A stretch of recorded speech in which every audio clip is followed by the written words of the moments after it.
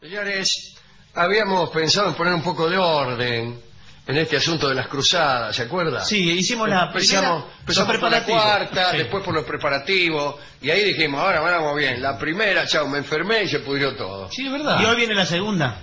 Me parece que sí, pero no estoy seguro.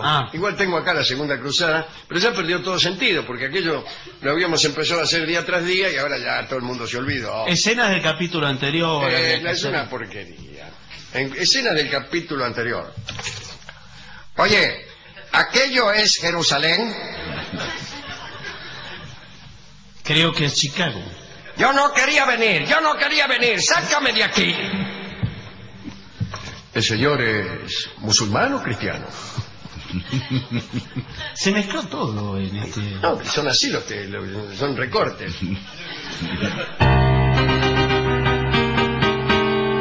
La más extraordinaria historia jamás contada.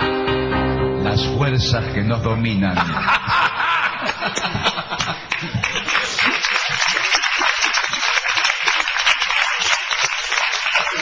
Bueno, hace algunos días, algún tiempo, algunos años, qué sé yo, contamos aquella primera expedición de cristianos europeos que, enfervorizados por diversos motivos, partieron rumbo a Jerusalén para liberarla de la dominación turca. Después del triunfo, triunfaron, tomaron Jerusalén, Godofredo de Bouillon había sido nombrado rey de Jerusalén y algunos de sus compañeros se convirtieron en señores de distintas ciudades cercanas a la ciudad recién recuperada. Muy bien, todos aquellos señoríos debían rendir tributo de vasallaje al rey de Jerusalén y pronto las cosas empezaron a complicarse. También se ha dicho que una vez tomada Jerusalén muchos se volvieron. Bueno, ya está, tomamos Jerusalén y se volvieron. Quedaron pocos para defenderlo.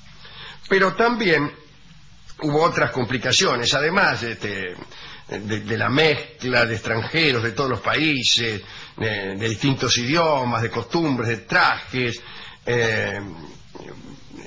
pasaba de todo. Godofredo había creado una especie de código de leyes para gobernar aquellas regiones, llamado Assises de Jerusalén. Allí se declaraba el reino indivisible y hereditario, hasta en la línea de las hembras, decía, como que eso parece una cosa un poco gauchesca. A falta de herederos, el alto clero y los vasallos inmediatos de la corona también podían elegir al jefe de Estado. El rey podía dar en feudo porciones de su tierra y cada una de ellas debía proporcionar 666 caballeros para reunir en el ejército. Se creó un tribunal compuesto por los jurados de la ciudad, que fallaba sobre negocios y crímenes, en fin. El código estaba escrito en letras de oro y se guardaba en el mismo lugar del Santo Sepulcro, en una arca enorme. Cuando tenía lugar algún debate y hacía falta consultar el código, solo el rey estaba autorizado a abrir el arca para la consulta y en el acto se presentaban 9 personas, toda una cosa llena de protocolo. Hay que decir que este código no fortificó las bases del nuevo Estado, porque la miseria arreciaba. Estamos hablando de Tierra Santa, gobernada por tipos que habían llegado.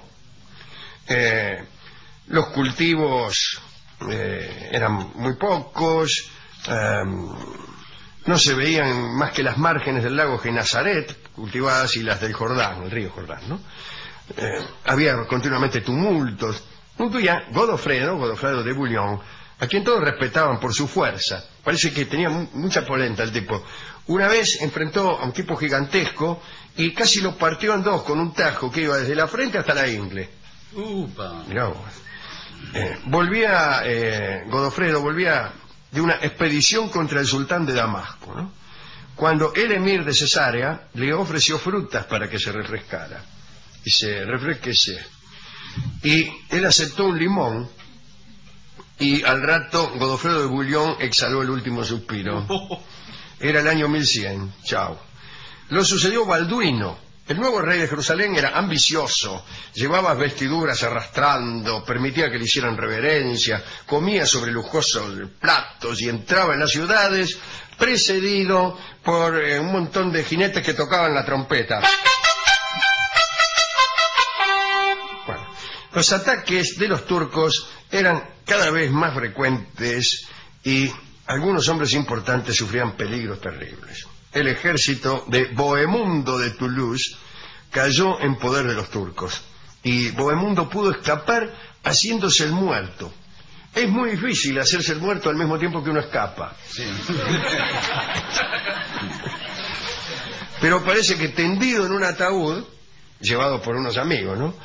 Atravesó el territorio enemigo, las flotas griegas, y llegó a Roma. Y ahí se quedó contando sus hazañas en un boliche. Tancredo, otro de los jefes, defendía Antioquía con grandes esfuerzos. Y Balduino del Burgo, que era sobrino del rey, debió entregar su ejército, incluso su barba, a los sarracenos. A todo esto, el rey Balduino no tenía un centavo y exigía a los fieles limosnas para sostener todo su fasto. Los genoveses y los pisanos por ahí ponían algunas armas, pero no alcanzaban. Tancredo murió y los turcos envalentonados tomaron las armas y penetraron en Galilea con 30.000 hombres. Para los cristianos era un azote más. Ya la sequía y la langosta hacían estragos, los temblores de tierra hacían caer los edificios de Samosata y Antioquía. A todo esto el rey no ayudaba porque había engañado a su esposa, Balduino, Adelaida de Sicilia, con otra mina, y la reina se enteró, se volvió a Sicilia y no permitió que desde Italia o de Sicilia le mandaran socorros al reino de Tierra Santa. Toda una porquería. En ese momento, cuando pasaba todo esto que le estoy contando, Balduino quiso demostrar su valentía y a la cabeza de 4.000 soldados se adelantó contra Egipto y se iba a atacar Egipto y lo reventaron, lo mataron. Su sucesor fue Balduino II, Balduino del Burgo. En ese momento hicieron su entrada en la lucha los venecianos, pero los venecianos no tomaron parte a favor de los príncipes de Oriente y los cruzados. En realidad atacaban los barcos genoveses que ayudaban a los cristianos y pedían como rescate algunas tierras cercanas a Jerusalén, incluso hasta la corona de la ciudad santa. En solo una campaña, los venecianos consiguieron más que los pisanos y genoveses en tantos años. Bueno, Balduino II, harto de las emboscadas y ataques de los turcos, directamente empezó a guerrear de forma directa. Dijo, vamos a la guerra total. Empezó a pelear contra los omíadas de Bagdad, los fatimitas del Cairo, el sultán de Damasco, el emir de Mosul, todos ellos. Poco tiempo después, Balduino II se cayó del caballo y se murió. Que es lo mejor que le podía pasar, porque como le estaba yendo... Bueno, tampoco la muerte, ¿no? Lo sucedió Balduino III, que era un chico de 13 años que no sabía nada de nada, y Omadeddin Zengi, que era sultán de Iconio, aprovechó la situación. Zengi atacó Jerusalén, la tomó por asalto en 1144, y después de saquear y degollar, hizo que desde lo alto de los minaretes fuese nuevamente proclamado el islamismo. Todo Occidente se indignó. Sin embargo, al año siguiente los soldados cristianos expulsaron a los sarracenos. Nureddin, el hijo de Zengi, juró no volver a entrar a la capital hasta no haber exterminado a todos los cristianos y conquistó la ciudad vecina de Edesa con ese propósito. Y bueno, conquista una ciudad acá cerca, qué sé yo. Y en ese momento se empezó a hablar de una segunda cruzada. ¿Para qué? Para salvar a Jerusalén de su futura caída, porque veían que Jerusalén estaba muy debilitada. Muy bien, hace unos días cuando hablamos ni siquiera de la primera cruzada, sino también de los preparativos, hablamos de Pedro el Ermitaño, que fue el precursor de la primera expedición. Y en esta hubo otro parecido a Pedro el Ermitaño. Era Bernardo, el abad de Charabal.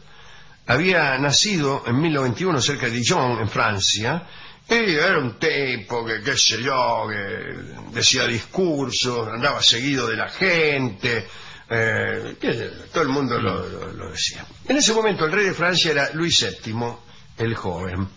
Parece que este muchacho, Luis VII, el rey de Francia, durante una guerra contra uno de los varones de la propia Francia, contra la Champagne, había hecho incendiar en Vitry una iglesia en la que se habían refugiado 1.300 personas.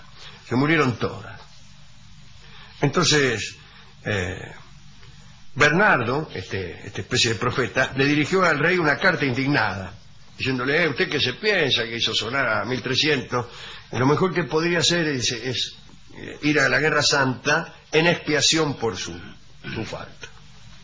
Los súbditos del rey, de Luis VII, también se sintieron culpables y todos decidieron acompañar al rey en su expiación. Todos a las cruzadas. Quedaron desiertas las villas y las aldeas de Francia. Se formó un ejército de 200.000 hombres. Iban también bellas damas, brillantes trovadores, un escuadrón de amazonas, cosas así. Y esta segunda expedición apareció con mayor disciplina que la primera cruzada. Los perros y los halcones que habían llevado antes para compadrear fueron prohibidos. El lujo también, ¿no? Conrado, qué lindo nombre, el emperador de Alemania, fue el primero que se puso en marcha con 70.000 soldados también, para colaborar con esto. Y el emperador de Constantinopla, Manuel Comneno, que era nieto de aquel Alejo Comneno del que hablamos hace como un año, pensó que los cruzados proyectaban destruir su imperio. Se pensó que venían a conquistarlo a él. Y entonces cerró las puertas a Constantinopla, no les vendió alimento, y peor todavía, a esto le compraron harina, y el tipo en vez de harina le mandó cal.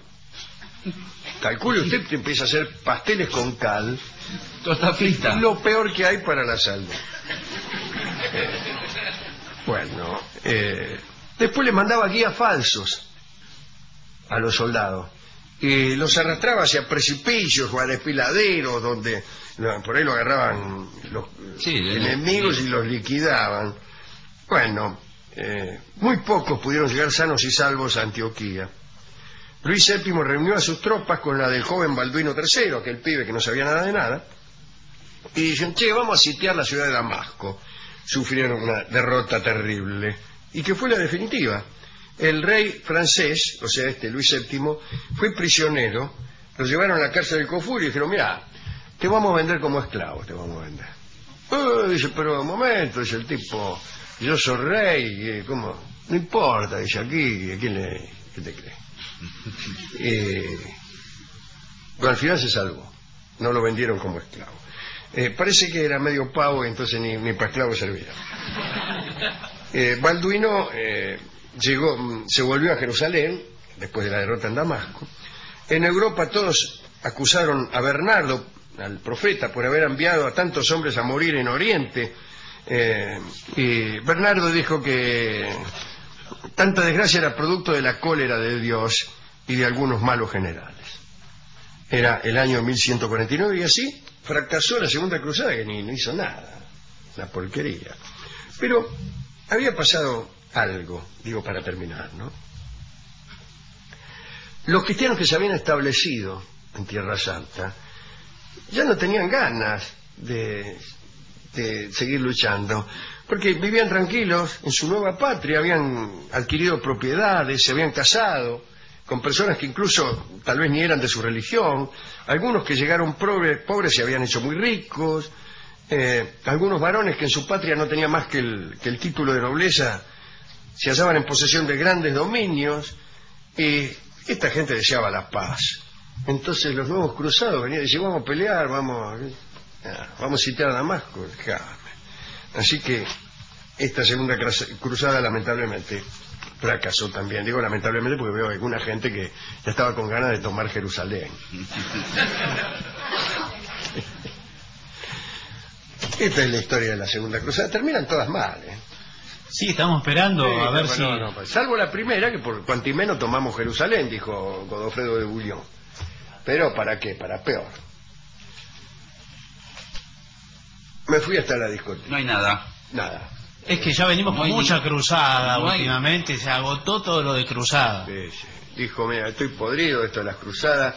Le gustó eso del rey que lo querían vender como esclavo. Sí, una nimiedad de la historia. Pero a él siempre le gustan esas cosas, le preguntó... que a él dijo que a él también lo habían querido vender como esclavo cuando era chico. Y no le creí yo. Y no, señor, pero acá no hay esclavitud ni nada. ¿Cómo no? Bueno, no importa, dice, pero vio cómo es la gente, me dijo. Me iba haciendo así. Es un mentiroso, un farsante, discotecario. Usted le da demasiada conversación. Sí, a mí me parece que sí. Y igual dijo, mire, y para demostrar que es cierto, le voy a dar este tango. Esclavo se llama. Bueno, ¿y qué prueba es? Dice, y usted no puede negar porque lo canta usted mismo, dice. Ah. Así que con eso me tapó la boca. Bueno. Escucharemos entonces Esclavo, muy buenos músicos, pero lo canto yo. Es un tango que fue compuesto para conmemorar aquella amenaza de los islámicos de vender al pobre Luis VII, que no había dejado una macana por hacer realmente, como esclavo. ¿A usted se inspiró en eso? No, yo no lo escribí, yo lo canté solamente. Es un bello tango de Joaquín Mora.